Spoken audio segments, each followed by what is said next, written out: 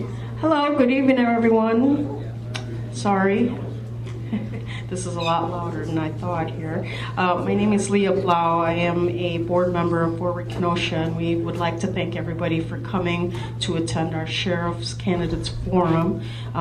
Thank you to both of the candidates tonight for coming and participating. We know that you are super busy right now and really appreciate the time you are taking to educate Kenosha County voters.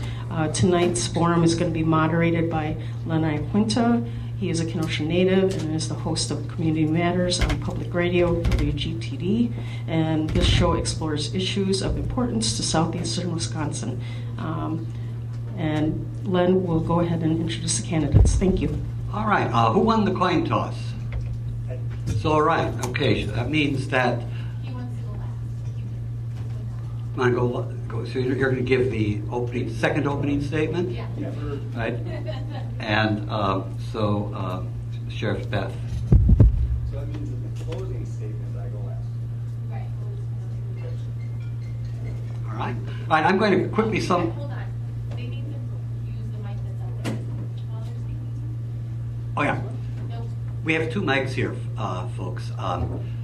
The hand mic is for the room, and the stand mics are for Kenosha Community Television. So we'll ask you to share the mic, the hand mic, because otherwise people in the room won't be able to hear you well. I'm going to quickly review the forum guidelines. For those of you who are here, the candidates already know. All the questions have been chosen by me and are going to be focusing a lot on the questions that have been submitted tonight and earlier in the week by members of the audience and those who are going to be watching and listening later. I'm going to try to address you using your last names for those who are listening to the audio-only portion of this later. So I'll talk about Sheriff Beth and Mr. Zoerner and Mr. Beth and Mr. Zoerner. Not because we're not friends, but because the people on the radio won't be able to tell the differences easily. We want them to know who's speaking. Questions have to be relating to the scope of the office, of course, and we're asking the candidates to remain on topic. If I think they're wandering, I will let them know. We expect courtesy will be given to the person who has the floor. I'm asking the audience to keep as silent as possible during this affair, except for applauding after the candidates' opening statements, and again at the very end, at their closing statements. We want to have as much time for questions and answers as possible, so hoots and hollers and applause all during the forum will just take away from time from serious consideration of the issues. So we ask you to refrain from that, please. I will have a timer here, and we're going to be having a system so that they will know what their timing is. We are going to have 3.5-minute opening statements from each of the gentlemen. And you've seen that drawn earlier this evening. We're going to have questions, and then the questions, we're going to give you 2.5 minutes to respond to a question. And both candidates will answer the same question. We'll alternate among you. If I get confused, I'm sure one of you or someone in the audience will straighten me out. At the end, we're going to give you 5 minutes to make a closing statement and sum things up, and we'll go in the reverse order.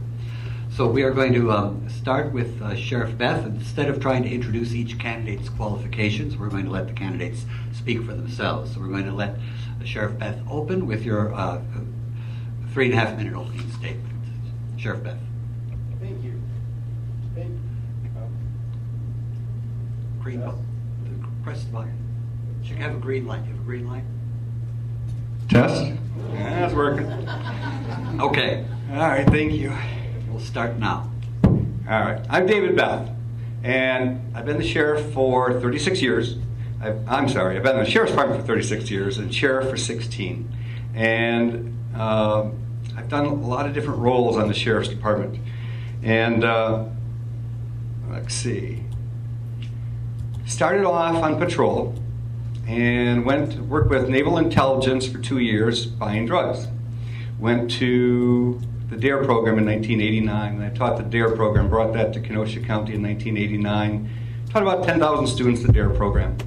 And then in 2000, I ran for the office of sheriff. And I ran that time as a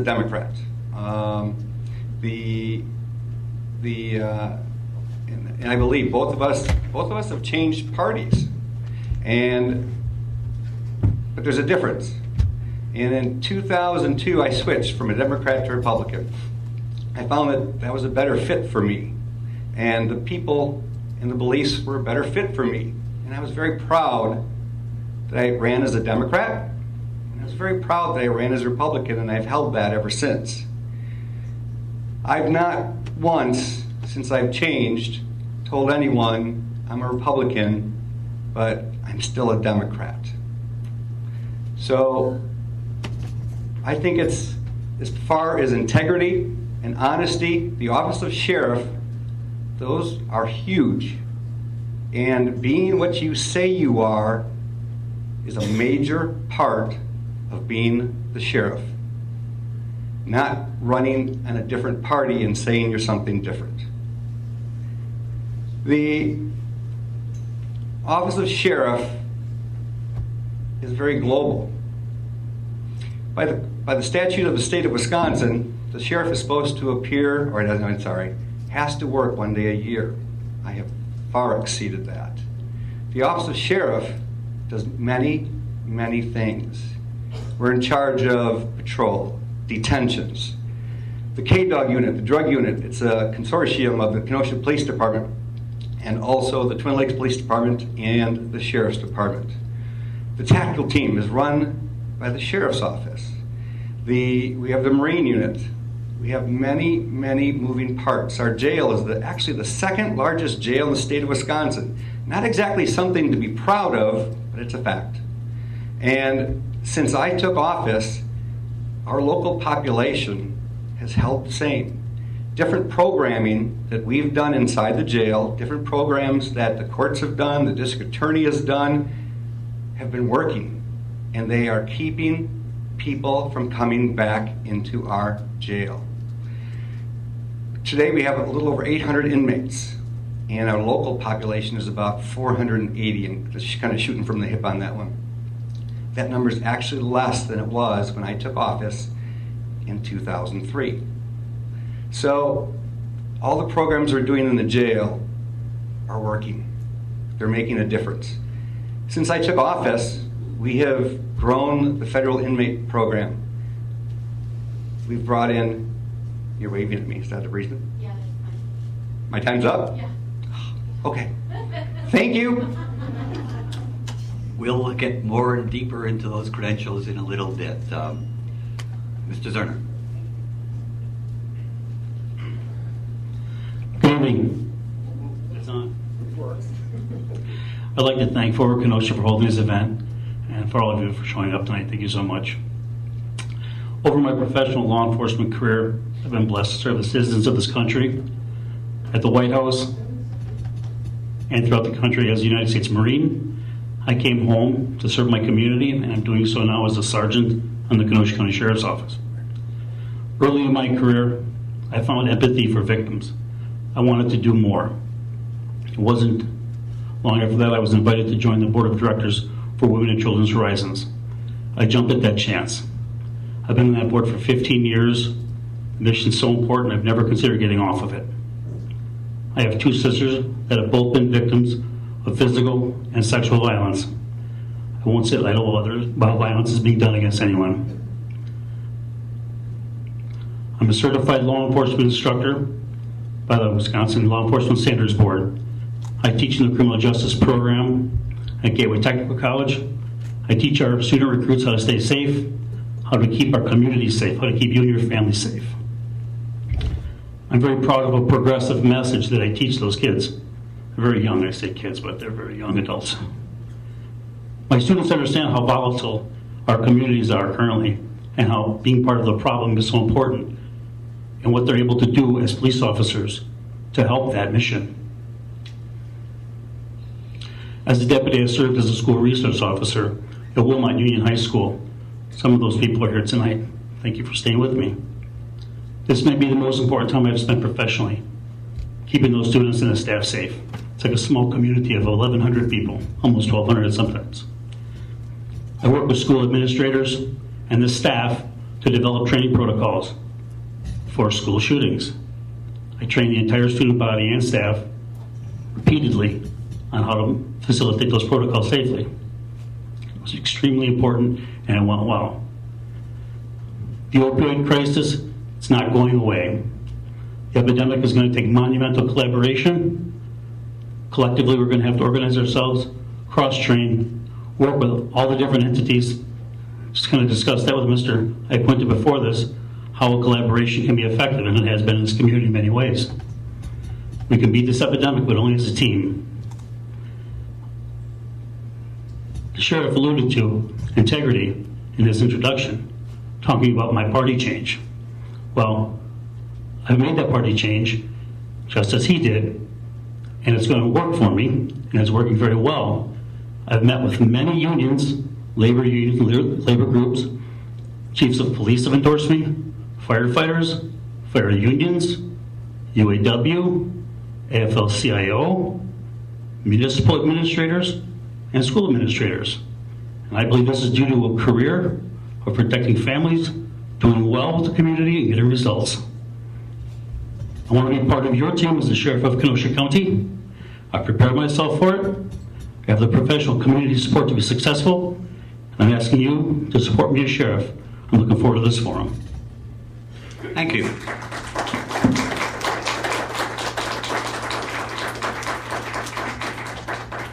Great. Audience is paying attention. Thank you. I appreciate that. Now, you've both been involved in law enforcement for some time and have distinguished careers. But you're running for election in the fall of 2018. And this is not the Kenosha of my youth in the 50s, and it isn't even the Kenosha of 15 years ago.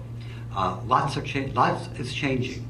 I wonder if each of you gentlemen could tell me and the audience how your experience, training, relates to the future problems of Kenosha in particular, and the things you see as being most important in the 3 to 5 years ahead. And we're going to start with Sheriff Beth. Okay. The future, part of what we've been doing for the last, since I started here in 1982. I used to run radar by Ace Hardware because that was the county back then on Highway 50. The city is expanding rapidly west. The city is growing. We've got many people moving up here from Illinois or Indiana, and actually from Milwaukee coming down. We are an island of really good things. We've got a great school district. We have great people. We have a great police department. We've got, whether you're east or west of the interstate, we've got great resources to help people. But we're growing. Foxconn is going to change this community extremely rapidly. Uline, I made a presentation there today, and to see what they're doing and what they're building.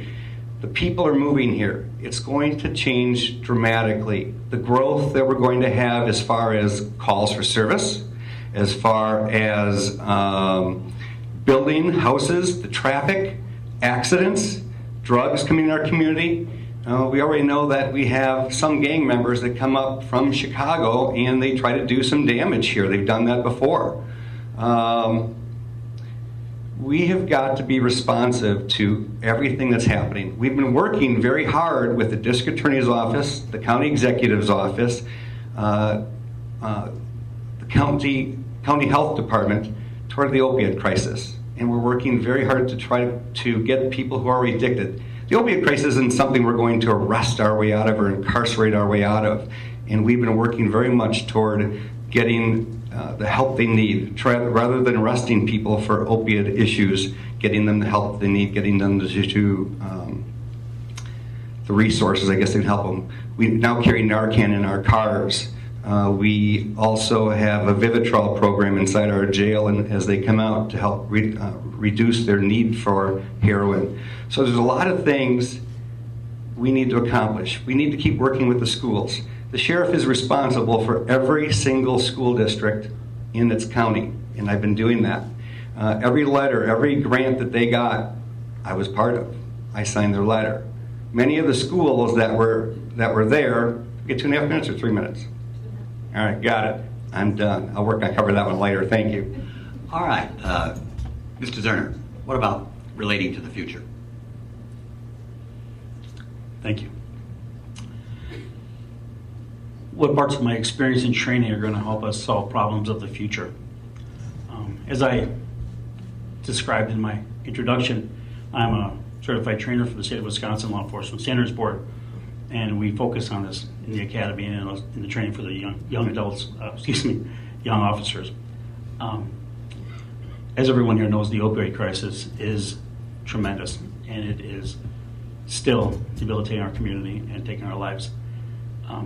It's a collaborative effort that I work on, and I have worked on with all the different municipalities and maintain those friendships. And with those collaborations, we work with the county government. We've been very successful with crisis. The medical examiner's office has kits now. Okay, so these collaborations are utilizing all these different agencies that cover the same funds. And this has been effective in slowing down our death rate and our overdose rate. I believe it's called This Can Save Your Life. And it's a packet that all these different agencies are distributing. This collaboration is very important to us. My training with the Kenosha County Deputy Sheriff's Association, I believe the sheriff did as well. I served as the president for several years. This is one of the ways that I explained to the organized labor unions locally as to what my intentions were and how I was going to assist us in keeping the staff that we have, which is a problem right now. All right, so a shortfall in law enforcement personnel is a crisis right now, and I've been working for that already. Our school safety is obviously a tremendous situation for us in our community and the country. And as a school resource officer, like I said, I work with with the administrators and other entities. And when I did these trainings, I didn't do them by myself. I brought in other agencies. I brought Pleasant Prairie. I brought our TRT, Technical Response Team, to help me assist train the student body, some of which are here now, and to make a real valid impact. So it's that experience and that training and continuing to build those relationships that will help me in the future. Thank you. I'm impressed by the fact that both of you have changed political parties. And I wonder if you would just comment on that. Is there a Republican way to be a sheriff or a Democratic way to be a sheriff? Should this be really a non-political office in your opinions? I got a question for you. Is this him now and I go second? We're going to switch. Yeah, we'll keep alternating. Yeah. Okay. So you'll go. That's you, yeah. All right. Is there a way to be a Republican or is there a way to be a Democratic sheriff? I believe there are a lot of Republican sheriffs, but I do believe personally it should be a nonpartisan position. If you're doing it correctly, the position correctly, I don't think your political party should matter. And I've asked many people in politics as to why they think this is the situation, and no one really had a fantastic answer, but one of the answers that has occurred to me is police officers typically are who become sheriffs, not always, but typically, aren't politicians by nature. They may become that way after decades in the office, but initially they need that assistance. They need a political party to organize them, show them what to do. It's very overwhelming. Several people here in the audience have run for office, and we just discussed that. It's overwhelming. Asking people for money, building support networks, going through all the paperwork, trying to do it legally, it's difficult. So I don't think you're going to get political parties out of the sheriff race, at least in Wisconsin. I would love to see that happen. I think it should, just like the judiciary. I believe that's the case. Thank you. Sheriff Beth. No, I don't think that one party serves the office of sheriff better. I think either one would do just fine. I think what the important part is, and I go back to kind of where I alluded at the beginning, is just being true to who you are. And if you're a Republican, that's fantastic. When I first wanted to run for office, I was told that the only way you can win in Kenosha County is to be a Democrat. And I really didn't have a strong feeling one way or the other. And I ran as a Democrat, and I learned during that race what it was like to be both. And the second time I ran, the Republican Party asked me if I would switch, and I said, teach me. teach me about the Republican Party's ways. And they did, and I didn't agree with all of them, but I agreed with more of them. I fit in. And I go back to when I ran. Either way I ran, I was very proud of that office and that partisanship that I chose. I didn't switch because I thought I would win or I would be better in one or the other. I know that I fit better with the Republican Party, but do I agree with everything they do? No. For the office of sheriff, does it matter? No. I mean, here even with Dave, he went to the President Trump's inauguration, and so does it really matter one way or the other? I don't know that it does. I think we both believe that some of us have Republican thoughts and some of us have Democratic thoughts. But which way we go and what we do, it doesn't matter. Thank you. I'm going to turn now to some of the questions that have been submitted tonight and by email. We have a lot of very interesting ones. The first one I'm going to take up for Sheriff Beth to begin is about human trafficking. What are the current numbers on Kenosha's human trafficking as you understand them? What's being done and what would you do to continue to make a more significant impact on reducing this problem? It's a very complex one. Sheriff Beth. Human trafficking is a problem here, and part of it is, and it's going to grow, is because, and truthfully, I didn't believe this. 5-10 years ago, I didn't believe this because I didn't see it. It wasn't something that it's addressed. It's not something that you deal with easily. But as I look back to even my career, part of what I would do undercover, I would pretend to be a sailor, and I'd go in different places, and we would look for prostitution. And I didn't completely understand it back then. I didn't understand how people were I thought if you were held against your will, you were handcuffed, you were taped, a knife was to your throat or something along that line, but it doesn't work that way.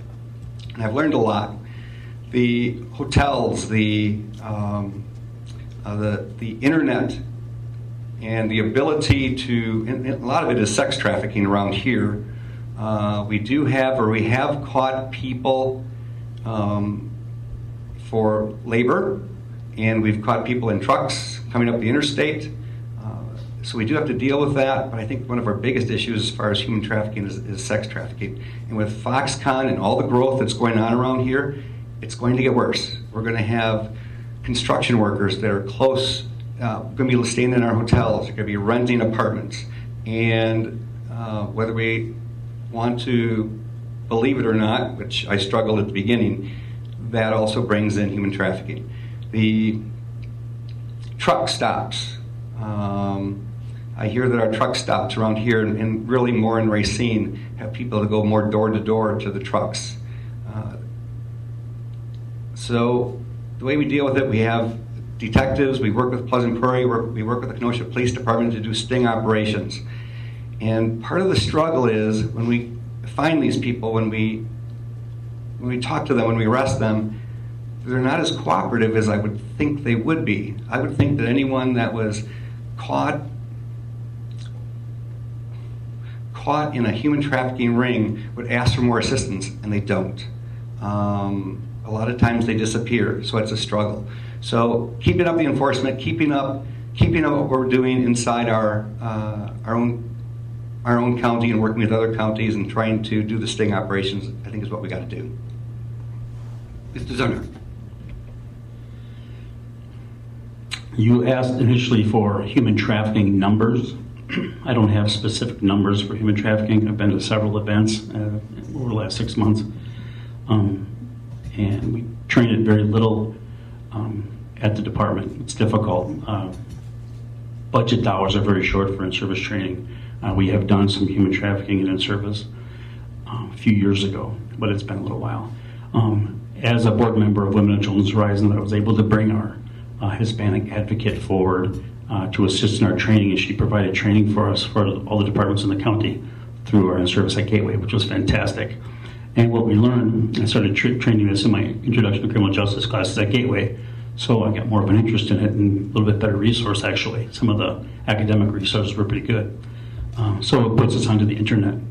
So what I found, and I learned because I interviewed these ladies, is that the sheriff alluded to the fact that it's difficult to get information out of them or get them to give you or ask for more help. The reason being is these young women, in particular the sex trade, some of it's indentured servitude. The problem that they have is their captors sometimes start out as what are called coyotes, bringing them forward, bringing them across the border, and then things change once they get here. But the reality is that they threaten their lives, and they threaten the lives of their families back in their villages in, well, it could be Mexico or many different countries south. But so the problem with getting accurate numbers is there's such a difficulty enforcing it, and there's so much difficulty getting them to communicate. We did have a lady, actually sisters, at our shelter for women and children's horizons, and she was out east, and she would escape and come back, and we would try to help her, and then she would end up going back. Well, that's based on the fear of what's going to happen. So in this area, we do have sex trafficking, labor trafficking, like this indentured servitude, and the numbers I don't have, but they're staggering, and it's much more prevalent than people think. Thank you. I have a very interesting question from a member of the audience titled, "What Can I Do?" And this may relate to the topic we just covered. In addition to being a law-abiding citizen, what things can I do as an individual to assist law enforcement? Police Department has a neighborhood watch program. What do you advise people to do who want to be cooperative and maybe help solve that problem or others in the community? I think we're ready to start with Mr. Zoerner. What can a citizen do to help the police with investigations? Mr. Wambolt is here, and that's pretty much the bane of his existence at the KPD. I'm glad I've been through some of your trainings. What can a citizen do? You can always be a good witness.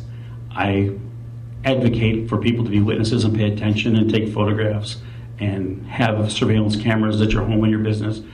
But should you fight, if you're not physically capable of fighting, I want everyone to defend themselves the best they can, save their own lives, protect their families, but don't bite off more than you can chew. Don't be a vigilante. Always try to escape. Never give up. But always report crimes. Never be apathetic. And that's it. Sheriff Beth. It's easy, and Mr. Zoerner touched on it. Get involved. Be involved with the community. Know your neighborhood. Know your community. Know the kids in the neighborhood. Be good witnesses. Call the police or the sheriff's department. It's not hard. The people of this county really are the heart and soul of everything that works here in Kenosha County. And it's the cooperation between all the different agencies, including obviously the sheriff's department, but the police department, Twin Lakes, Pleasant Prairie. It's the great relationships that we all have with our community. And if you can think back about 5 years ago, when John Morrissey was in office, he called for assistance in the city of Kenosha. And he called other law enforcement agencies. We went in there, Pleasant Prairie went in there, the State Patrol went in there, because one person told one officer in the city of Kenosha that he said, "It's our city, get out." Well, John Morrissey stepped up and he asked for help, and we flooded the city. We did a press conference right at the corner of 61st and about 20th Avenue. And we put a podium in the middle of the road, and John Morrissey and I spoke, and we said, we're going to come out and we're going to chase out the criminals. I had one person on the side where we were doing, he pulled me over and he said, "You know you're really going to chase some of us out of here." And I said, "That's exactly what our goal is, to chase some of you out of here." And it worked. So we actually took people that were part of the community that John Morrissey said they won't tell us. They're afraid of the neighborhood. I worked 2 different nights with 2 of our deputies in 2-man cars and went out there, and the community supported everything we did. One lady came out of the house and she pointed, "He's right there. Be witnesses, help us, call us. Be part of the agencies. Join volunteer departments." but don't be afraid to come out and communicate. Make police officers your friends, because we want to be part of your lives too. Another question from the audience. Me? I have a lot of questions about school safety, shooting safety, fire safety, confusing fire drills with shooting drills, etc. So I'd like to ask you gentlemen to comment on that. And I'm particularly interested in what you think we would do and what your policies would be going forward. But if you want to cover the past, we'll give you time to do that too. Sheriff Beth? Could you just narrow that down one more time? Well, what school policies are? For school safety. Yeah. With respect to shooters, active shooters. Okay. And fire drills and fire alarms have become a part of the issue now because of confusion at one school in the country where people didn't know what to do because they didn't know what alarm was sounding. Well, as far as I know, there's only one alarm in the schools. And at least in Kenosha County, there's only one alarm in the schools. So what, let's see, so shooters. One of the last shooting incidents we had the suspects, and I don't know if this is where you're going to it, but one of the suspects pulled the fire alarm. And one of the things that schools need to do, and as I look around in here, everyone here has gone through school, and we've always been trained that as soon as that fire alarm goes off, we run blindly out through the school. And what that did in one of the last shootings is he basically started shooting people as they were running for the fire alarms.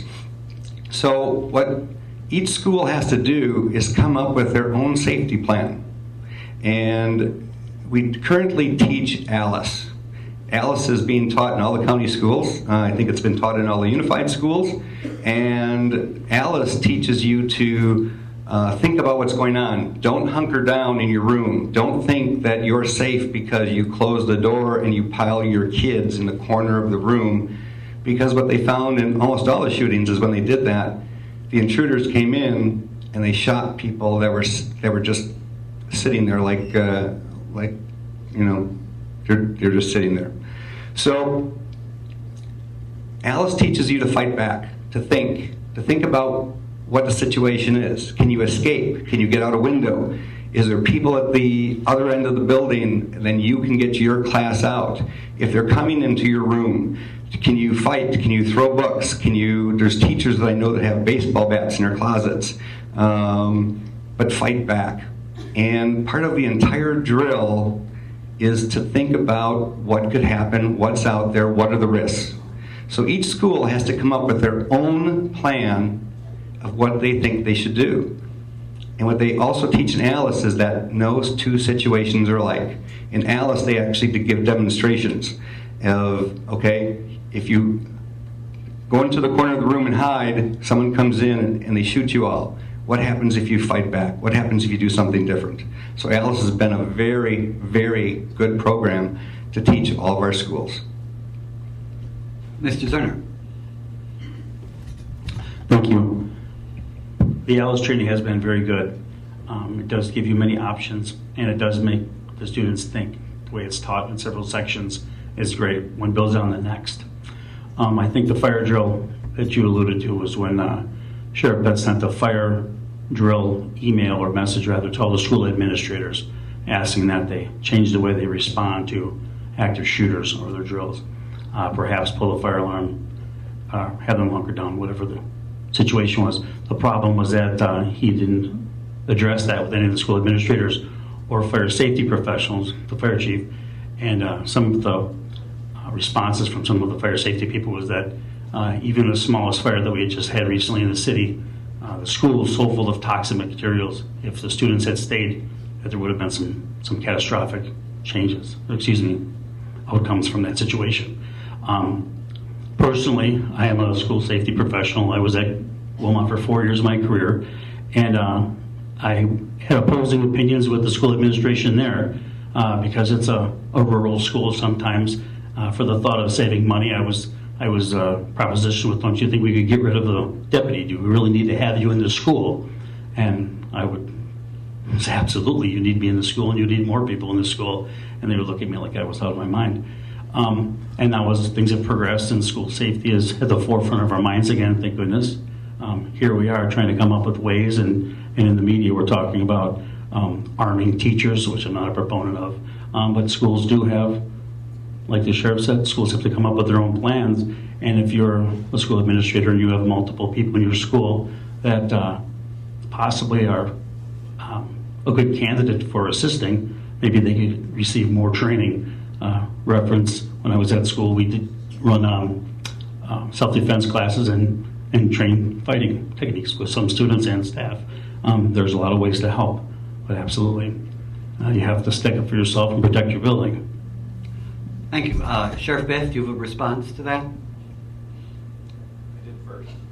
I was wondering if you had a response to his comment. Whenever a candidate refers to anyone else's past behavior, I always like to give you a chance to respond if you have a response.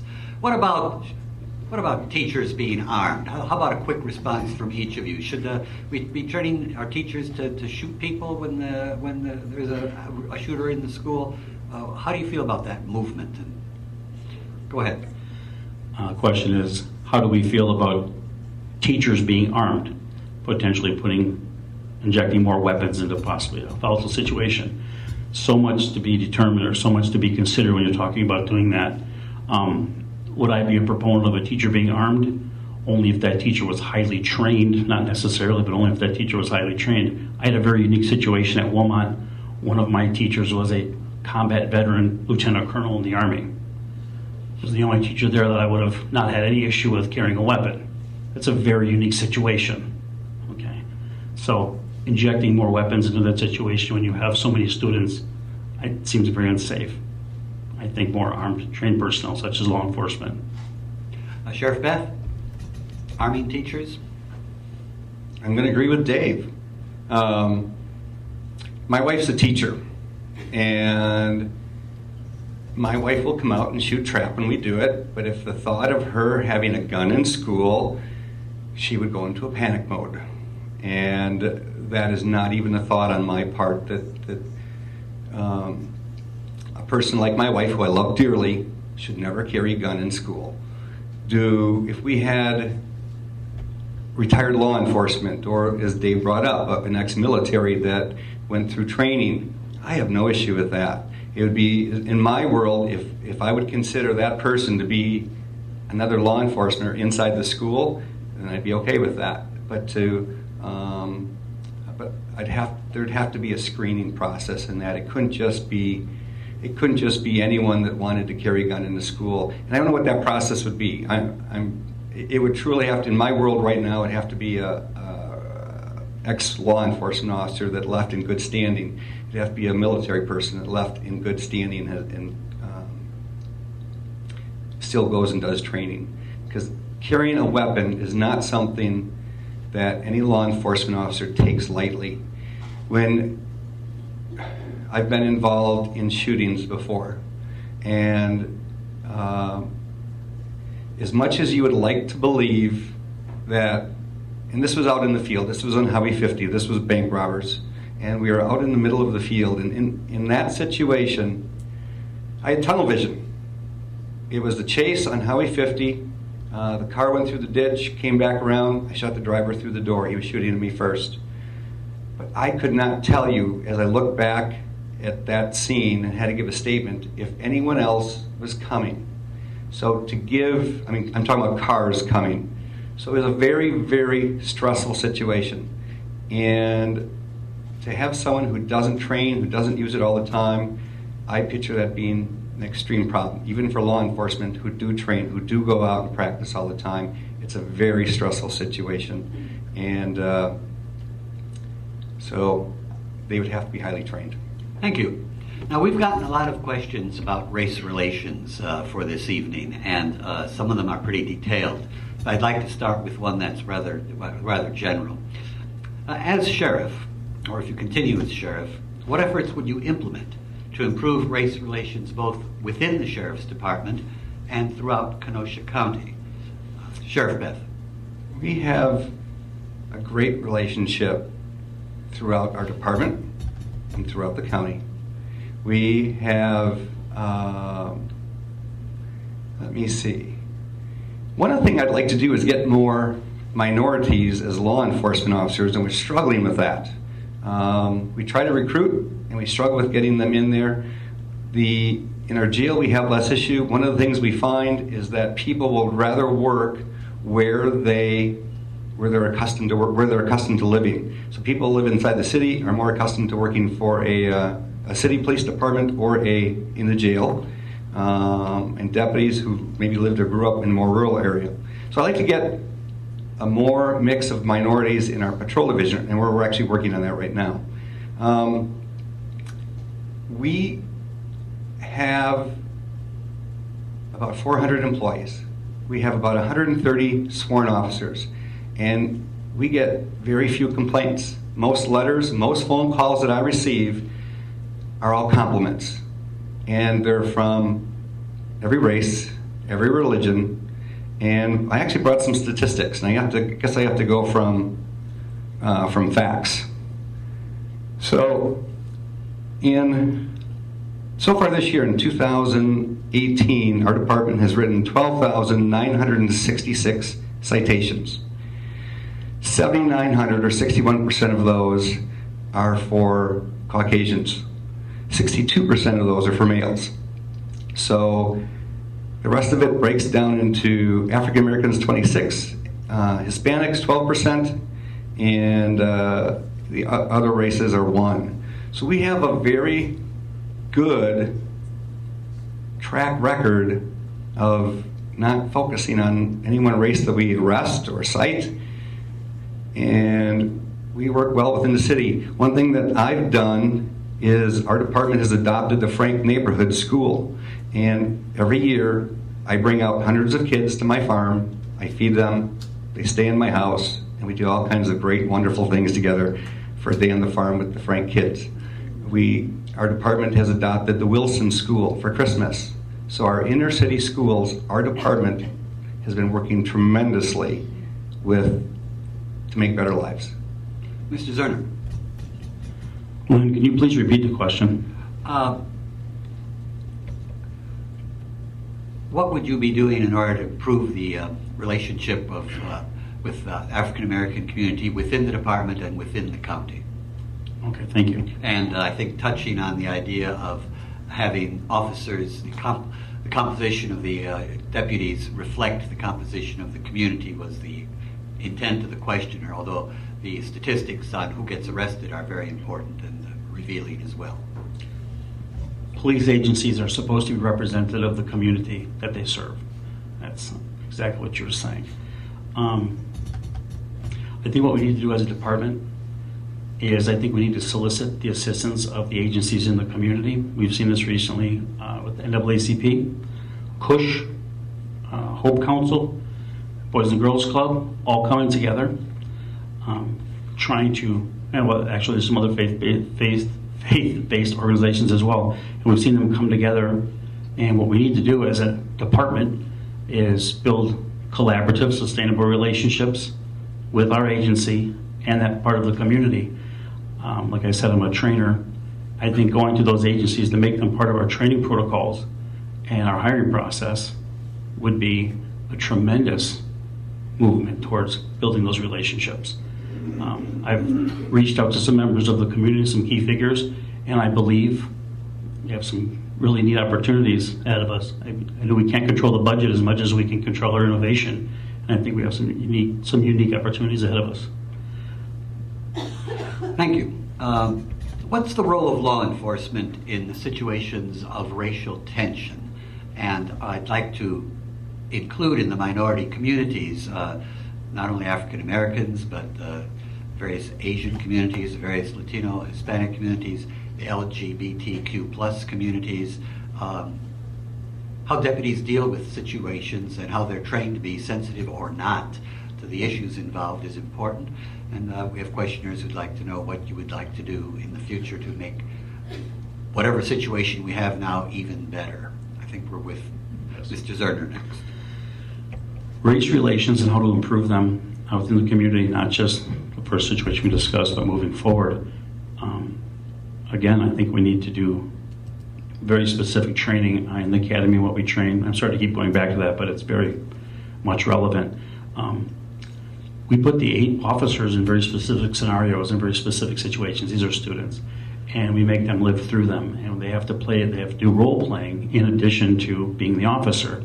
So as role players, they have to experience that racism. They have to experience implicit bias, implicit racism. And if you're a senior staff member somewhere, you probably would have had quite a bit of implicit bias training, as the judiciary does, and those types of things. And getting that kind of training into in-service training is very difficult because it's time-consuming and the budgets are what they are. But you have to be committed to it, move forward with all those different agencies and the right trainers. You got to put it together, and you got to spend the money, you got to commit to it, and you have to make it happen. Sheriff Beth. After, I'm trying to think, what was the one incident down in, I forget, where it kind of started the riots and things like that. Ferguson, thank you. In Ferguson, we had a small gathering right in front of the safety building, right in front of my office, and they were out there in the all the protesters. It was a very peaceful event, and they were chanting and singing songs, and I went out there and I started handing out carrot cakes to the people that were there chanting. And I had one of the girls that was there chanting with the group. She goes, "Oh my God, it's Sheriff Beth or Deputy Beth." She goes, "You were my DARE instructor." And I proceeded to continue to hand out carrot cakes to the people in this group, and the organizers up front looked at me and they're like, "You're ruining the entire thing." So I proceeded to hand out just boxes of them. The event went on as they had planned. There was no issues, and it was a very peaceful and good event. About a year and a half ago, we had another one, and I forget what they were doing right by the courthouse. And it was a cold day. I brought out hot chocolate for each and every person that was out there, and I stood with them, and I actually held a sign, and I don't remember what it said, but it wasn't in favor of police, and I showed that police are people too, and as the leader of the sheriff's department, I'm there for you, even if you have issues with us, because I remember when I was asked to be in a jury, they asked, do you think officers are always right? I said, no, we all make mistakes. Sometimes, including myself, your emotions get the best of you, and you have to fix that. So being part of the community, being part of the Frank Neighborhood Project, going to the schools. My daughter, is one of her projects for school, actually collected 1,200 books, and she handed them out 3 or 4 to each and every student at Frank Neighborhood. So we're very active with these issues. Thank you. It won't be a surprise to either of you that we've received a lot of questions about immigration, ICE, and the county's involvement with it.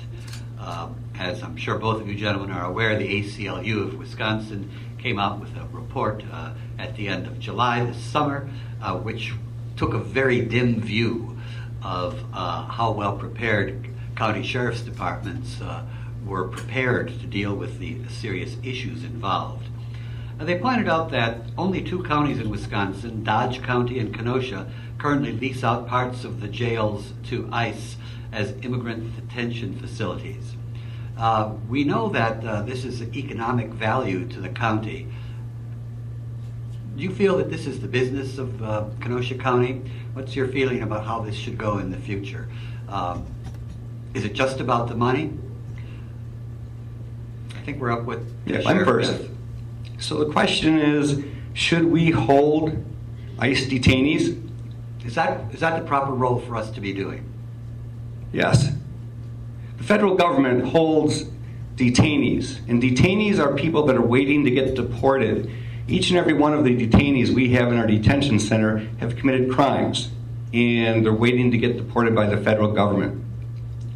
The federal government has asked a few agencies in the Midwest, and we're one, Dodge County is the other one, if we would be willing to hold these detainees waiting to get deported.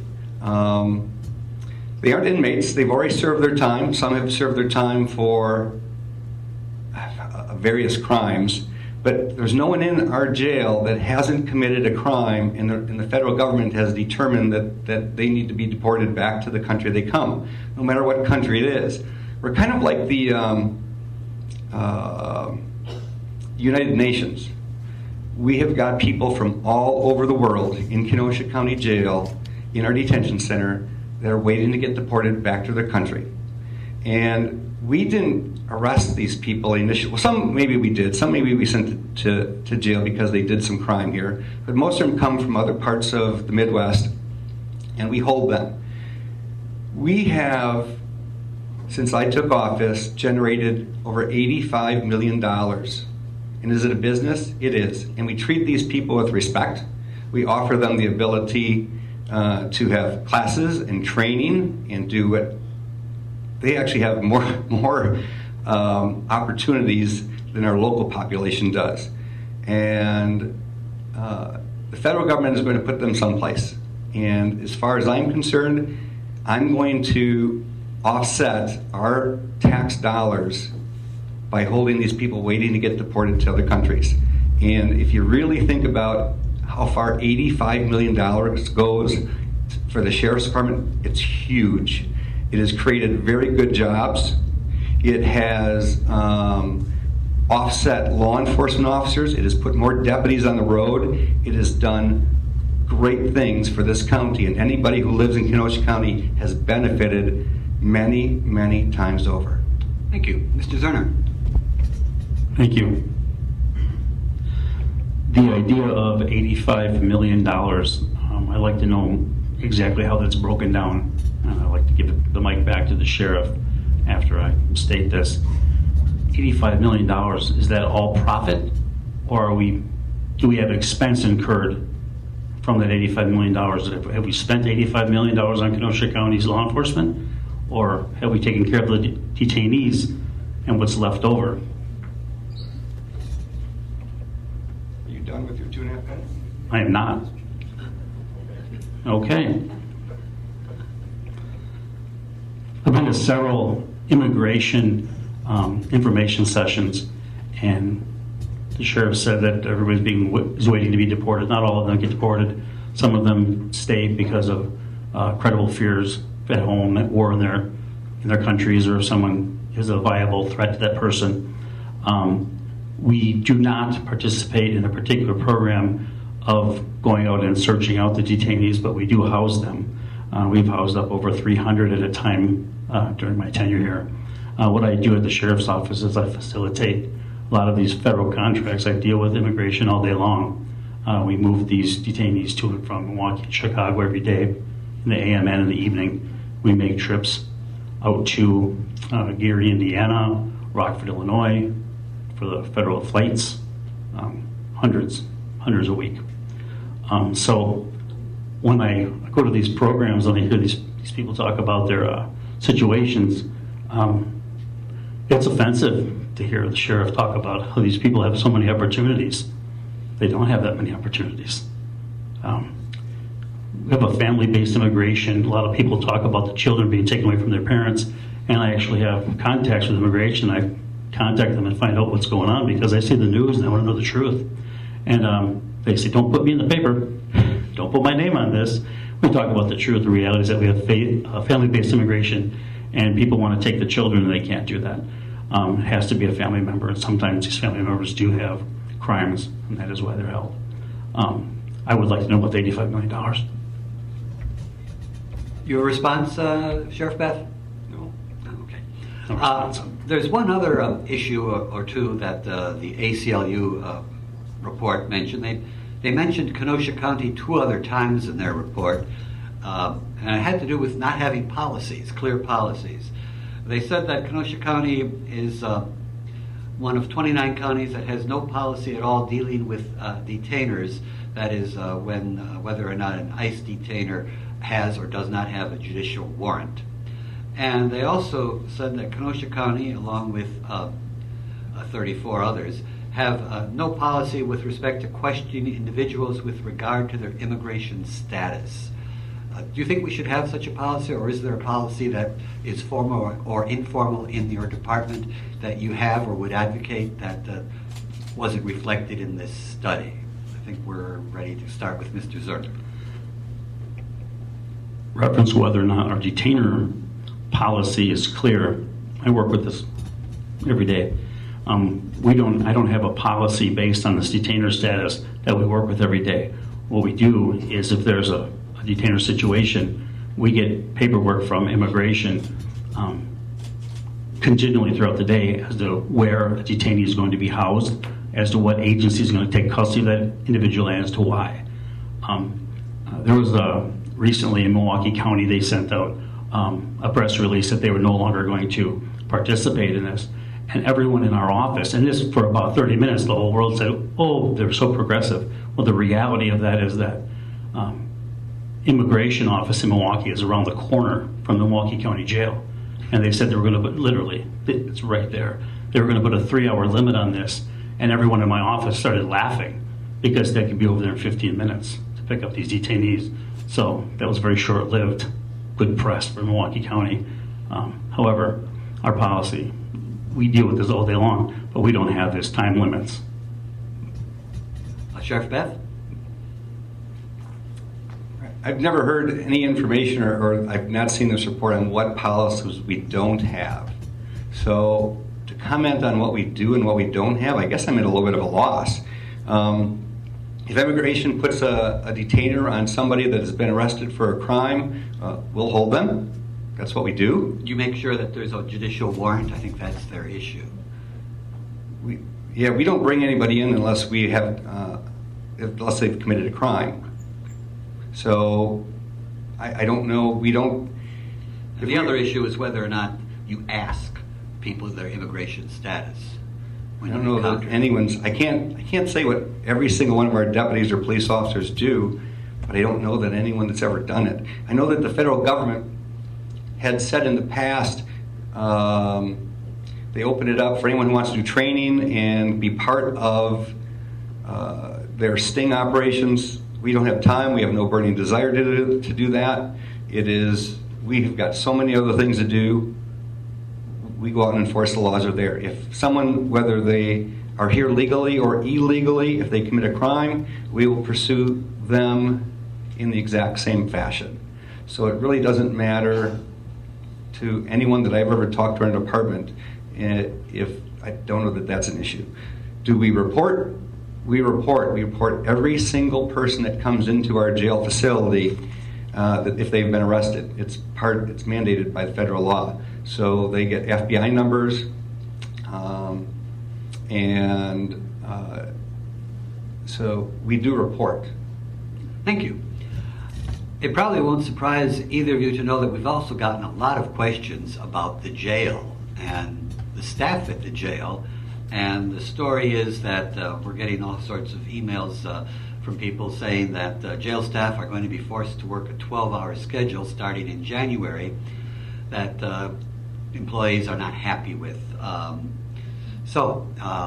think we're ready to start with Sheriff Beth.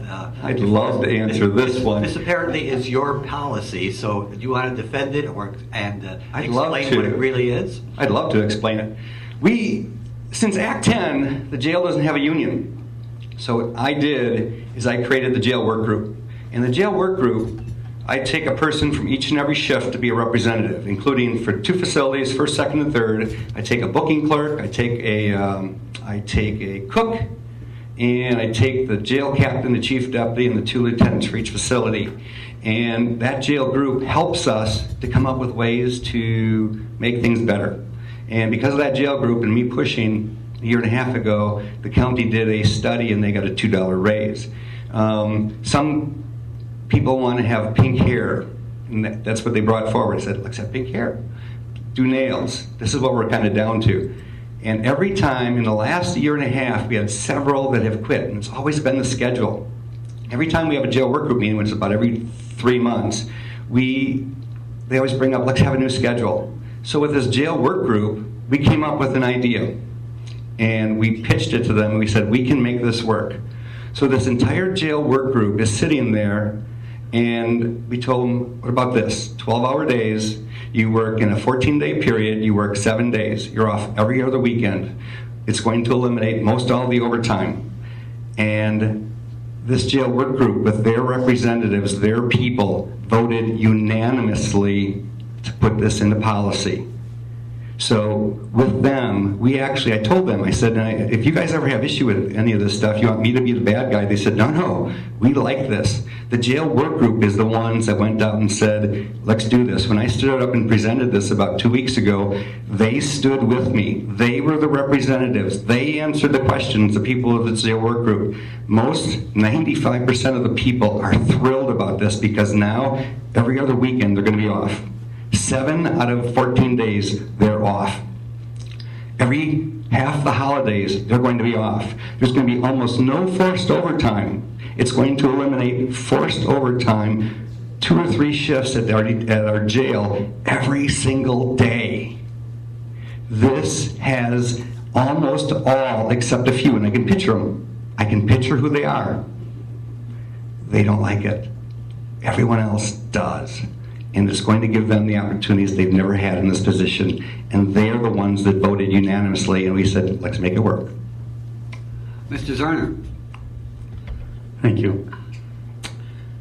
From what I understand, the 12-hour shift mandate comes out in 2019, which is fantastic for the sheriff in the middle of a campaign because this can't be vetted, it can't be proven, can't be seen if it works. But what I do understand is that this program works well if we have a full staff.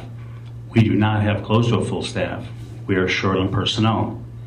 So there will be overtime. There will be forced overtime, mandatory overtime. People will come to work and have to stay. That's the way it's been going. That's the way it's going to continue to go. So everyone isn't as enthusiastic about it as the sheriff alludes. The reality is that standing up for 12 hours on concrete floors, dealing with violent felons, might be okay for a 22-year-old male, but we have some older ladies and some older men with health issues. So it's not like 95% of the people are happy about it. They didn't vote on it. A few people in this meeting did. So what we're hearing from him is a program he put together to make himself look good, and everyone there isn't happy about it. I'm not happy about it either. My office is down there by them, and I listen to it all day long. I empathize with them very much. Now, I'd like to move on, since we talked about short-staffed. You've been seeking new recruits, and at the end of August, there was another story in the paper that although you just hired your biggest crew of new recruits since 1978, you weren't done yet, and you were accepting applications through September 8th. How's that going? Are you filling the vacancies? What's the outlook? Is that going to improve the balance of people who are on the force? Are we going to see more people, more diversity? How's that going, and will that solve this problem, Mr. Zoerner? Are you specifically talking about jail hiring or deputy hiring? All of the above. Okay. We are hemorrhaging personnel in the sheriff's office, and we have been for quite some time. The jail is always a revolving door. But we're seeing something in the sheriff deputies that we haven't seen before. They're leaving as well. Some of our most talented deputies are walking out the door. They're applying for jobs in other departments based on pay or what have you, but they all have their own reason. So there are currently 2. One's leaving for Franklin, allegedly, and one's probably going to Lake County. I said, well, 2. Okay, well, we're going to have to work hard to fix that because they're very talented guys, but we'll be able to do it. And then a deputy came in later and said, there's actually 6 of our deputies on the list for Lake County. I don't think the sheriff knew there was 6. I think that's indicative of what's going on. We have a mass exodus at the sheriff deputy level that we've never seen before. A couple will leave for different careers, but when they're going to other departments right around here, it's just like what goes on with the jail.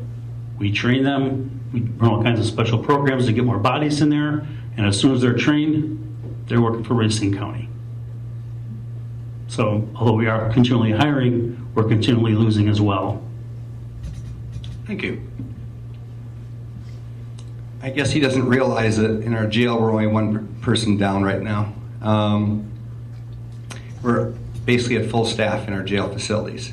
And part of the issue is FMLA, accident and sickness, workers' comp. That's always an issue.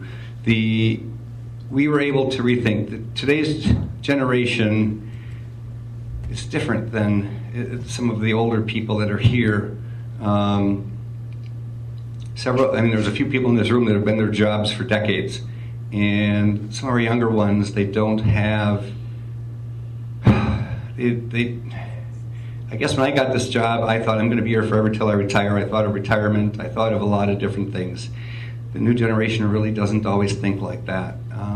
And it doesn't help anything that the county doesn't help with benefits. It doesn't help with retirement. Things have changed.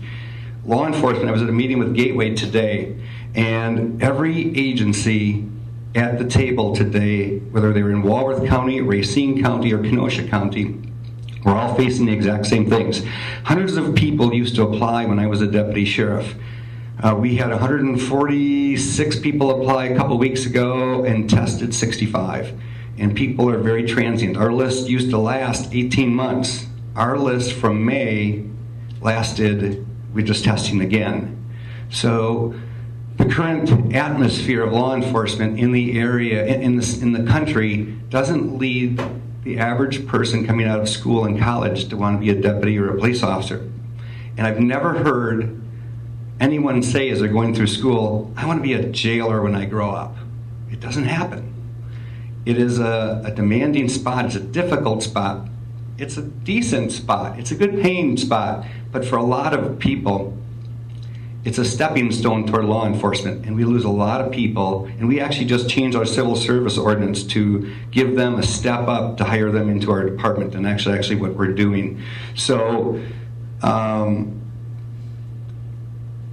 things are much more transient than they used to be. And our wages for the county, which I have no control over, aren't as good as some other departments. So it's a bit of a challenge, but we're getting take-home cars, and they're starting that program this year, which we've already kind of started. But there's a lot of programs we're trying to do to make improvements. Thank you. To change topics a bit, a couple of our audience members have sent in questions with respect to chases, police chases, and people would like to know how you feel, each of you, with respect to these high-profile chases. In 2015, we had the Andrew Obregon case. At the very beginning of this year, we had the Tommy Hilfiger store robbery. What should be done to protect the public and to protect officers in these situations? I think we're ready to start this time with Mr. Sheriff Beth. Chases are one of our most dangerous things that law enforcement can get involved in. And I started off a while ago talking about a chase where I got into a gunfight with two bank robbers. And it creates tunnel vision. What supervisors have to do and what other law enforcement has to do is they have to be the eyes and the ears of every pursuit. There was a pursuit that went up the interstate, and the deputies were saying it's over 100 miles an hour. It's 4:30 in the afternoon, and I got it and I said, call off the pursuit. It's not going to go on. And we did. I found out later, thank goodness, it was a drug dealer, and we actually had something on the car to track him, so that it worked out okay. But supervisors have to be very involved, and a lot of times when people take off in a pursuit, they don't care either. They get tunnel vision as well. Most of the time in a pursuit, it'll end up in some sort of an accident. Most of the time, those accidents are single car accidents, but it isn't always that way. And we as a department are at different levels of liability, liable for the accident. So that's why it's so important for us to be active as a supervisor and even as another deputy sheriff in a backup position of monitoring what's going on. Because that deputy is focusing on that car, the car right behind him needs to focus on what the surroundings are. The supervisor needs to know, is he going through the Tremper High School 85th Street and its school's closing? Is it 3 o'clock in the morning? Everything has to be evaluated during the entire pursuit. Where's it going? What speeds are they going? What is this involving? Is it for a traffic citation? Did this person just kidnap somebody? Did this person just shoot somebody? So there are so many particulars that have to be taken into consideration for each and every pursuit. Milwaukee canceled their pursuit policy, and they found that it wasn't working. They found that what was happening was that it gave them the ticket to flee. They changed it back, and I agree with them. But that does not take away the liability and the risk that goes with each and every pursuit or the department and how they handle it. Mr. Zoerner. Can you repeat the question, please? There have been some high-profile crime chases over the past few years. What should be done to make sure that these are conducted properly to protect the public as well as the officers? Okay, thank you.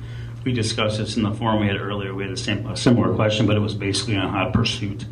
The sheriff, I agree with the sheriff. You have to have every agency needs to have a pursuit policy. If, like what happened in Milwaukee County, everyone runs away. It's horrible.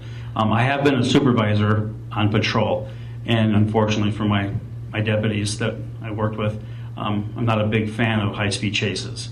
People get hurt very quickly.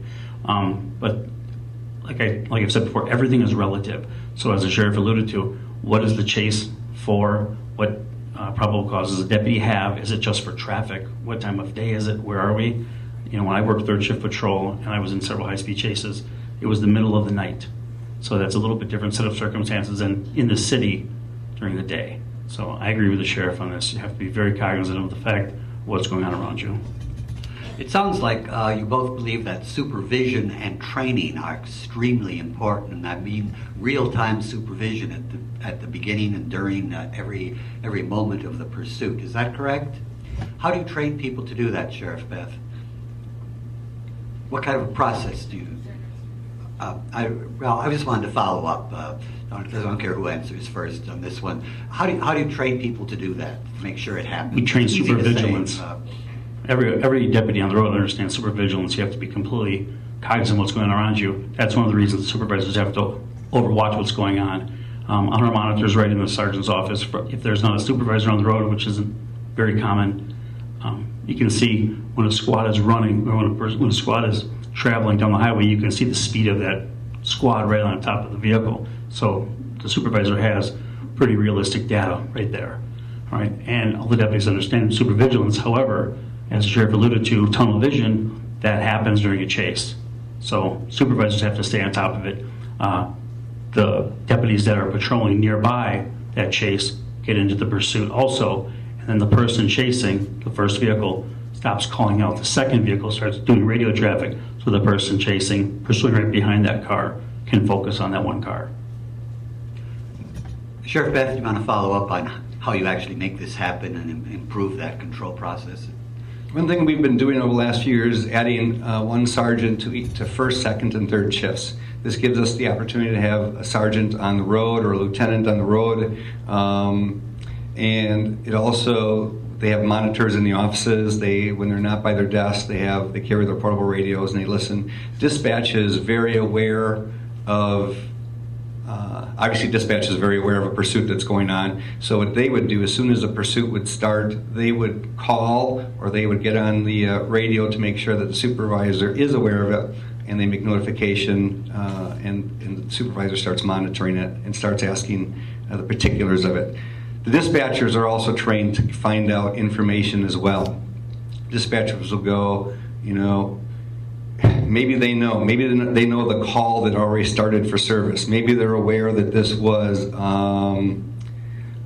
a kidnapping or domestic violence or something, or maybe it was an Andy Obregon, and we got the car description and we found him. And so it's a team effort by the deputies on the road, it's a team effort by dispatch, and it's a team effort by the supervisors. And I'll drift back to Obregon. Whenever something would happen, the supervisors in the sergeant's office would give a call really a call out to everybody. And we had, I can just think of the last time we had a pursuit. We had 10 supervisors in the sergeant's office listening and directing. That pursuit ended up going, actually it started in Illinois and never came back here. But it's a team effort. And I can't say that there's a real good training process, but as Dave brought up, when you're on the road, you get this tunnel vision, and you know that other people have to get involved. More than one person has to be aware of what's going on, what you're going to do, and at what time. And the deputies have to be very aware that the supervisor is in charge. And if they say, cancel the pursuit, it's done. I have a question that's a little bit on the lighter side, but very important. And then we're going to go to closing statements after this. There are a lot of bicycles on the road today, a lot of motorcycles, and there are going to be more and more and more. I think we can count on that. I'm sure both of you gentlemen agree.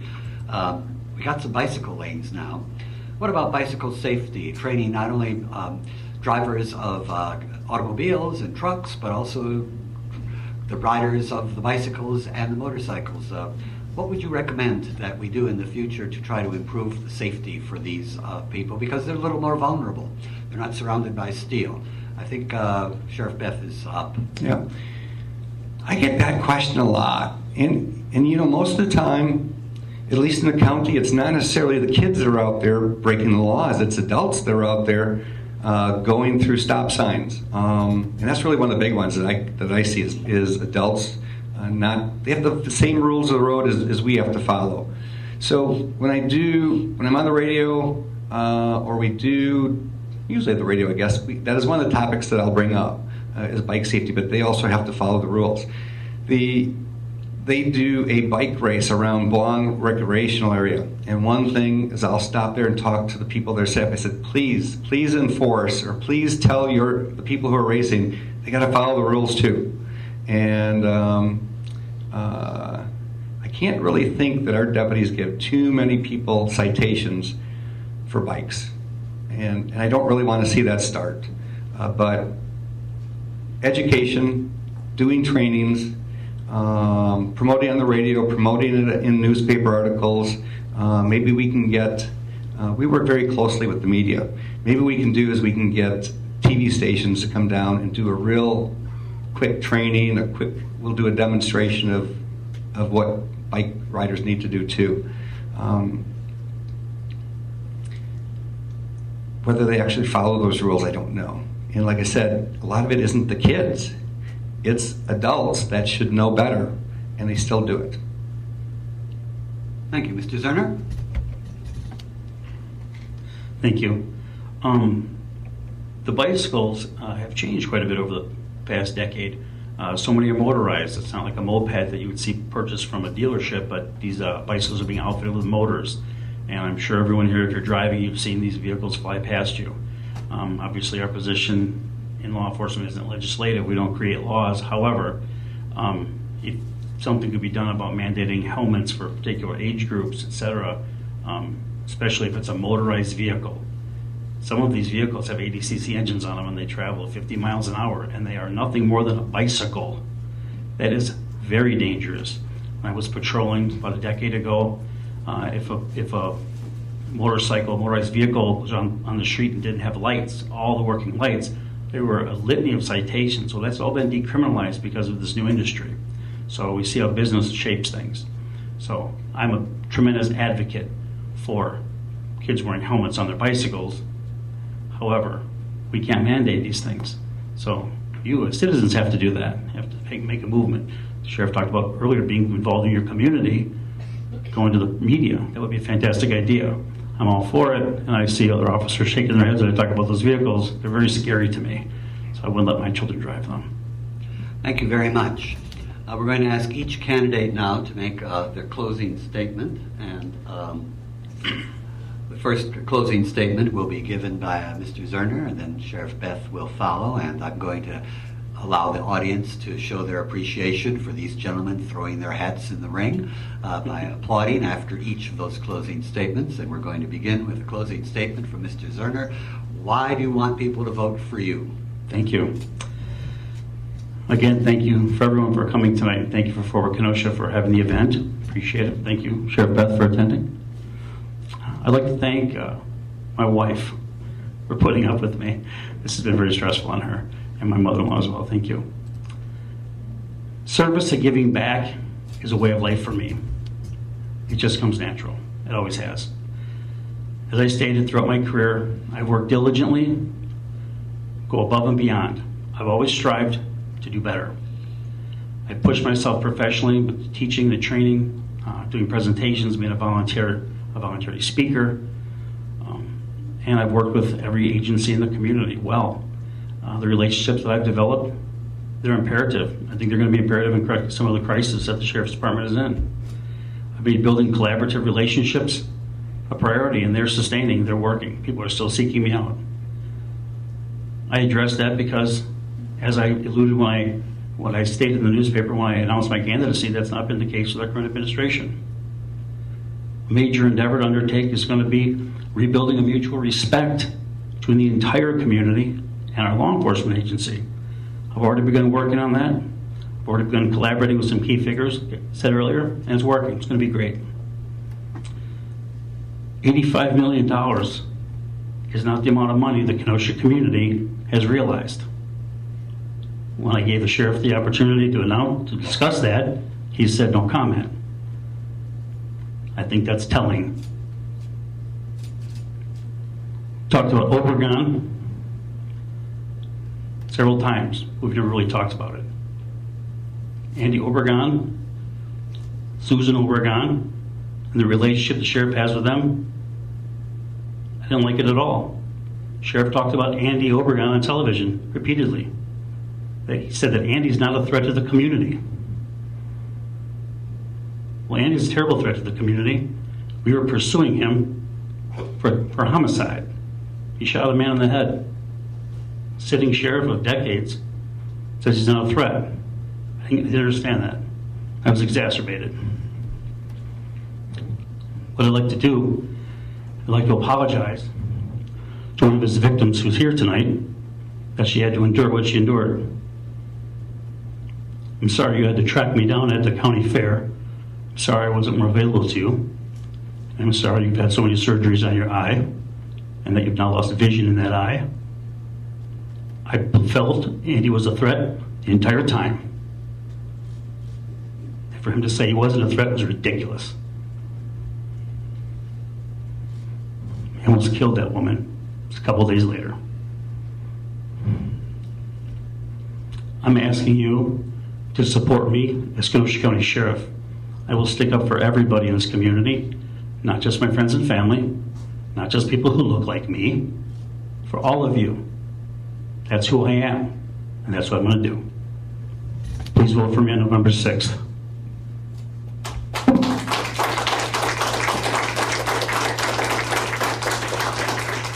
Sheriff Beth. As you can see from the last hour and a half, the difference is night and day. Experience sits on this side of the table. When you talk about you've been a school resource officer for a year or two, and then you help with one school's plan, and then you help supervise some people that do trips. Things I'm responsible for. Created the K-9 unit, Traffic Interdiction unit, the ATV and Snowmobile unit, Take-Home Squad program, which we're doing, electronic monitoring. K-Dog was started by myself and John Morrissey. Part-time correctional program, which we're working now. Work with all Kenosha City schools to obtain school grants. I did. Got the Bearcat. Purchased that with drug dealers' money. We closely work with 4 different communities to be their contract police agency. We work with these agencies. We give them, because they have to have contracts, or actually Bristol and Paddock Lake don't, but they choose to. If they created their own departments, it would cost them millions of dollars. We do it for substantially less. We work with them extremely closely. We have added more deputies to the road. And I'm going to talk about the $85 million, but I'm not going to have him ask me about it. It wasn't his question. $85 million over that time has paid for more deputies on the road. It has paid for correctional officers to watch our local people. It has paid for squad cars. It has paid the bills of our department. It has kept it running, and what it has done is it allowed me to work with the county board and the county executive over the last 15 years to average about 1.7% tax levy increases every year. That's what we averaged, less than 2%. That $85 million did that. And I guess everyone doesn't understand it. Our grants, since I took office, are over $10 million. We have got over $10 million to help subsidize deputies, programs in our jail, helping keep recidivism down. $10 million, that's a huge amount of money that we've gone after.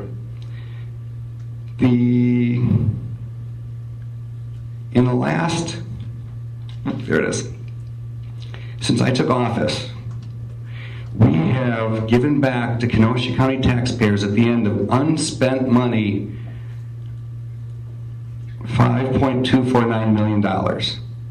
At the end of 15 years, we've not spent. Some years we go a little over, some years we're under. It's just the way budget's a process. But we have done a fantastic job. 16 years ago, I came in, I said, we're going to run this place, the Sheriff's Department, as a business. And I have.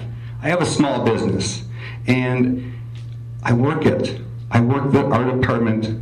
How can we generate money? How can we put the best people forward? How can we do all kinds of things that we want to do in this county to protect Kenosha? How can we do that at the most reasonable price? And we've done that at less than 2% increases a year. I don't know of any other department in the state of Wisconsin that could even come close to saying that. So where did $85 million go? It's simple. To give you, the county, the Sheriff's Department, the jail, all the things that we need to solve crimes, to catch bad people and to hold them.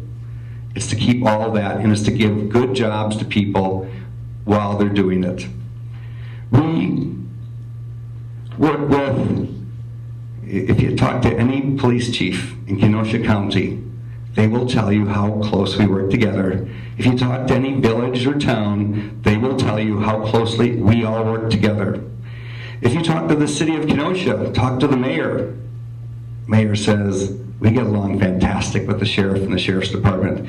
County executive says, Sheriff's Department all the way. You're a great leader. District attorney, we work closely together with programs. Emergency management, county executive, we work so closely together that the county executive actually placed county emergency management under the Sheriff's Department. We run emergency management. Awesome responsibility, and we work in collaboration with the county executive. Me and my family, I'm glad Dave thanked his wife, because it is a huge toll. My wife's not here. She had to go to my daughter's National Honor Society thing. I'm very proud of that part, but it takes a huge toll. And the wives and the friends and the families and the moms and the dads, it's a huge toll. That's so, time. Thank you, everyone. Thank you both. Thank you very much. And thanks to our audience who submitted a lot of questions, both before and tonight. Get out there and vote. Good night.